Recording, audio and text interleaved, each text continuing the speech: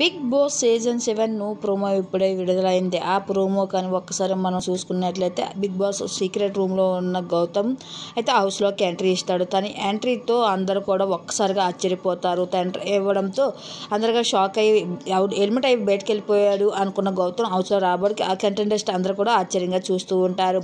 అయితే అసుధామ అని పాట పాడుతూ నేను రాలేను అనుకున్నారా అంటూ డైలాగ్స్తో అయితే గౌతమ్ బిగ్ బాస్ హౌస్లోకి ఎంట్రీ ఇస్తే అందరికీ ఆశ్చర్యపరుస్తారు.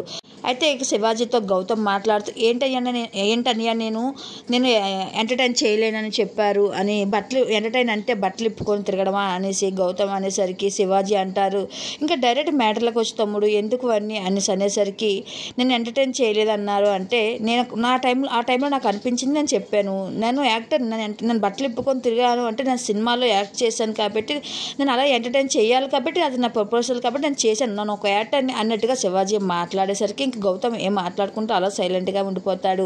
అయితే బిగ్ బాస్ అయితే మాత్రం గౌతమ్ ఒక అవకాశాన్ని అయితే ఇస్తుంది.